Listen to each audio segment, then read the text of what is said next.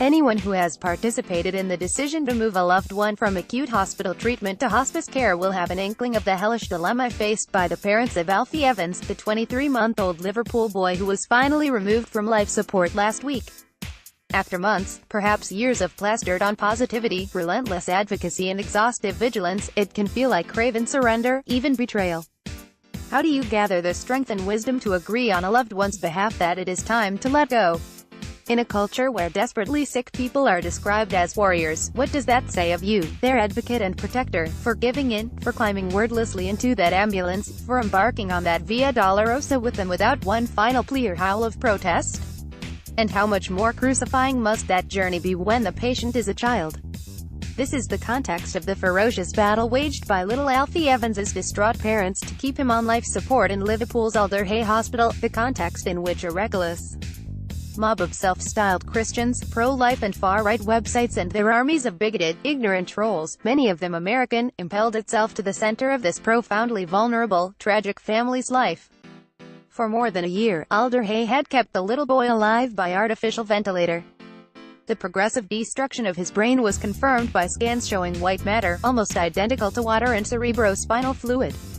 No one disputed that the damage was catastrophic and untreatable. Despite the theatrical headlines and the Pope's misguided attention, there was never any experimental treatment on offer in a Vatican hospital, or anywhere. The hospital's application to the courts to turn off Alfie's life support and remove his feeding tube was opposed by his distraught parents Tom Evans and Kate James, and saw them pitted against a far-reaching principle of English law, the Children Act 1989, which provides that the welfare of the child is the paramount consideration. The couple instructed 6 different legal teams as well as various eminent, independent doctors from both Britain and abroad to try to stop the hospital's approach and seek treatment in Italy. All were agreed that Alfie was in a semi-vegetative state and incurable. The only dispute was over how long he should be artificially kept alive. Despite the theatrical headlines and the Pope's misguided attention, there was never any experimental treatment on offer in a Vatican hospital, or anywhere. But the court heard that if the Vatican hospital did not achieve its mysterious purpose, the plan was to fly the terminally ill child to Munich, where he would be subjected to a tracheostomy and a gastrostomy and kept in the pediatric intensive care unit for 14 days while the parents were trained to manage a home ventilation system.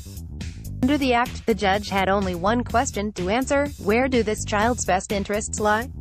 Tributes to late British toddler Alfie Evans are left outside the Alder Children's Hospital in Liverpool, northwest England, in recent days. Doctors withdrew his life support following a long legal battle and a campaign by the parents that drew support from Pope Francis. Photographed Paul Ellis, AFP, Getty Images. He ruled that the European flights would not be in Alfie's best interests and an end-of-life plan was put in place. That should have been where it rested. The mob had only one answer.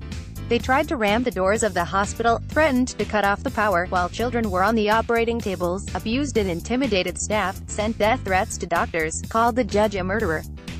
Then, like a deus ex machina, the Christian Legal Center, CLC, a sister body to Christian Concern, which seeks to introduce a Christian voice into law, the media and government, entered the fray.